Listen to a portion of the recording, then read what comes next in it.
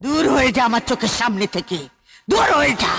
আমি যদি সত্যি তোদের মা হতাম তাহলে তাহলে ওই চৌধুরী বাড়ির রক্ত নিয়ে এসে আমার পা ধুইয়ে দিতি। আমি তোমার পায়ে হাত দিয়ে শপথ করে বলছি, এরপর যেদিন ওই বীরপুরের চৌধুরীর আমাদের মুখোমুখি হবে, সেদিন মাটির রং চৌধুরীদের রক্তে লাল হয়ে উঠবে। মা শোনো বৌমা,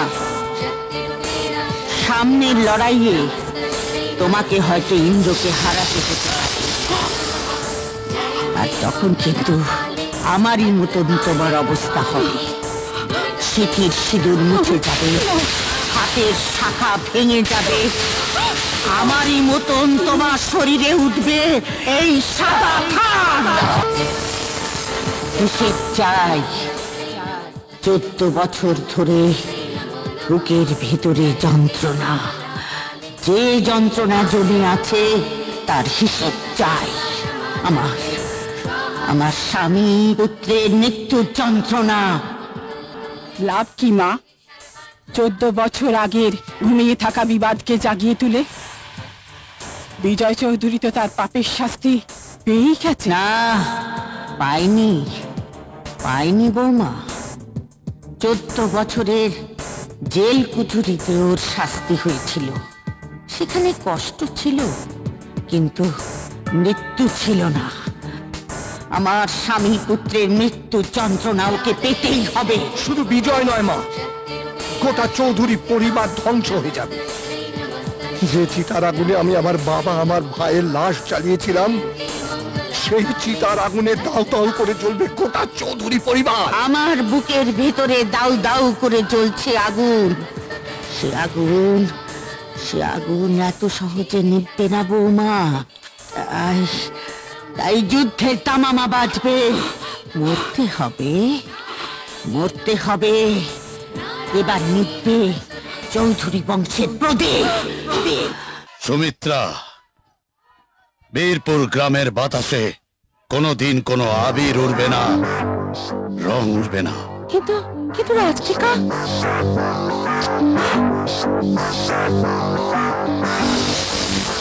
মহাদেব, দাদা,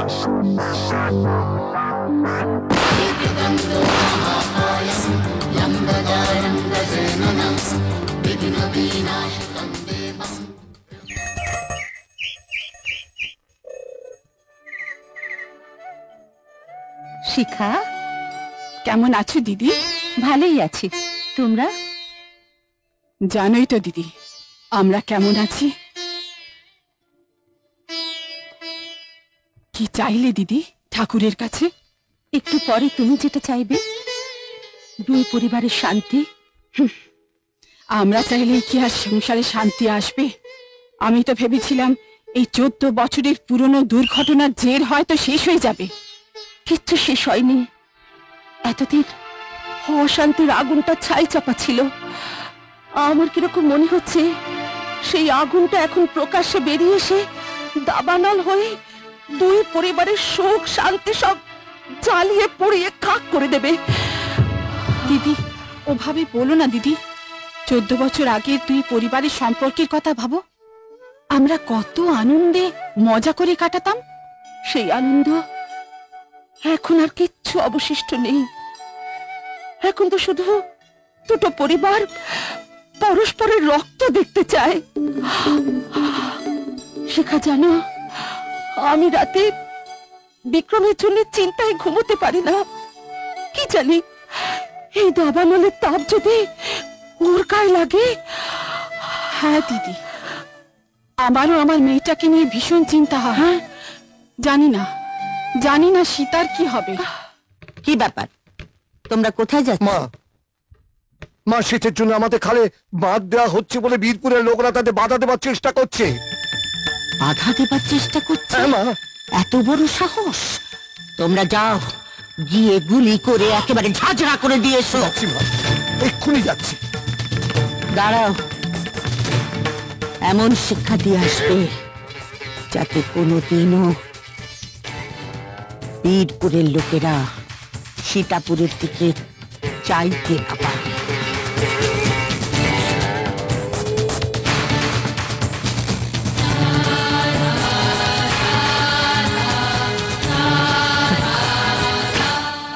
শর্ত অনুযায়ী খালের জল প্রথম পাবে সীতাপুর।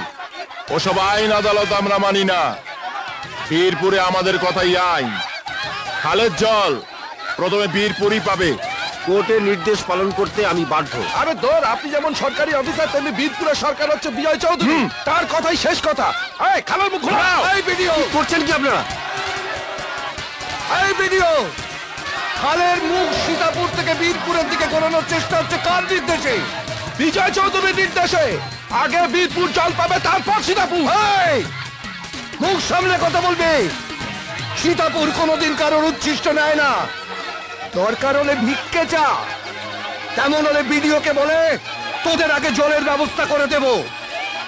14 বছর আগের ঘটনা ভুলে গিয়েছিস? সেদিন শুধু বাবার কথায় তোদের প্রাণ ভিক্ষা দিয়েছিলাম। আরে ইন্দ্র, কে কাকে ভিক্ষা দিয়েছিল সেটা প্রমাণ হবে আজ। আজ এখানে জল নয়, রক্ত গঙ্গা বইবে। রক্ত গঙ্গা বইবে। বেশ, তবে তাই হোক। সেই গঙ্গাতেই ভেসে যাবে তোদের লাশ, আর শ্মশানে চলবে চিতা। আপনারা কি ভুলে গেছেন জলের একদম জীবন? আর সে জীবন নিয়ে আপনারা মরণশালায় মরছেন পারিবারিক প্রতিহিংসা চরিতার্থ করবার জন্য।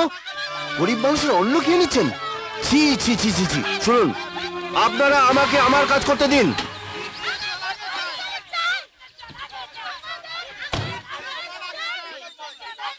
কোর্টের আইন অনুযায়ী প্রথমে জল পাবে সীতাপুর, তারপর বীরপুর। ভিডিও সাহেবকে কোর্টে স্টে অর্ডার দেখাও। Yes sir.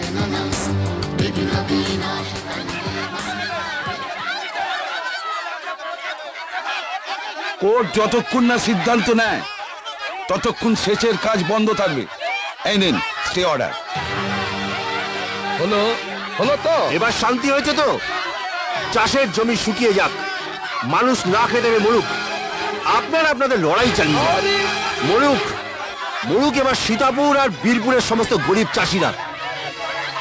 চল জিতু চল, এবার কোর্টেই দেখা হবে ওদের সঙ্গে আমাদের। এই মুখ নিয়ে আমার সামনে দাঁড়িয়ে আছিস, তোদের লজ্জা করছে না? লজ্জা করছে না? তোরা তোরা ভুলে গেলিস 14 বছর আগেকার কথা? তোদের মায়ের স্মৃতির সিঁদুর মুছে দিয়েছিল, ভাইয়ের শরীরটাকে রক্তে ঢেকে দিয়েছিল। শোক দুঃখ সহ্য করতে না পেরে নতুন বৌমা জবা আত্মহত্যা করেছিল। খবরদার খবরদার আমাকে যদি মা বলে ডাকিস। ছি ছি ছি। কেন কেন আমি এই নপুংসকদের জন্ম দিয়েছিলাম? কেন আমি 10 মাস 10 দিন বয়ে নিয়ে গর্ভ যন্ত্রণা সহ্য করেছিলাম? কেন কেন? দূর হয়ে যা, দূর হয়ে যা আমার চোখের সামনে থেকে, দূর হয়ে যা। আমি যদি সত্যি তোদের মা হতাম তাহলে তাহলে ওই চৌধুরী বাড়ির রক্ত নিয়ে এসে আমার পা ধুইয়ে দিতি। মা, তুমি কেন বুঝতে পারছো না? বিডিও সাহেবের সামনে যদি আমরা আইন নিজেদের হাতে তুলে নিতাম তাহলে আমাদের দুজনেরই শাস্তি হতো। কি হতো? কি শাস্তি হতো? জেল হতো, ফাঁসি হতো।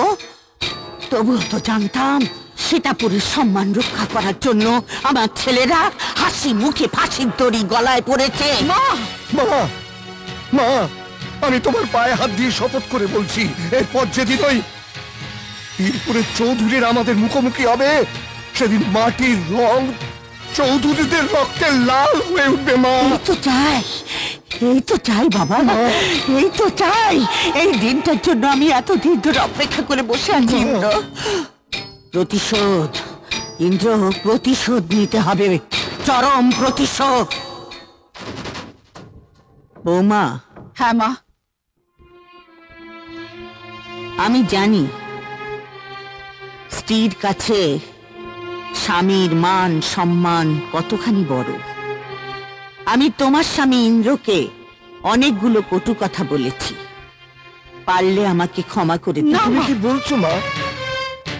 আমি ওর কাছে ক্ষমা চেয়েছি বলে তুই কিছু মনে করিস না। আমি বৌমার কাছে ভবিষ্যতের জন্য আগাম ক্ষমা চেয়ে রাখলাম। শোনো বৌমা, সামনের লড়াইয়ে তোমাকে হয়তো ইন্দ্রকে হারাতে হতে পারে, আর তখন কিন্তু আমারই মতন তোমার অবস্থা হবে। সিঁথির সিঁদুর মুছে যাবে, হাতের শাখা ভেঙে যাবে, আমারই মতন তোমার শরীরে উঠবে এই সাদা ঘাম। এমন আরো অনেক ভিডিও দেখতে এই চ্যানেলটি সাবস্ক্রাইব করে নিন এবং পাশের বেল আইকনটি প্রেস করে দিন।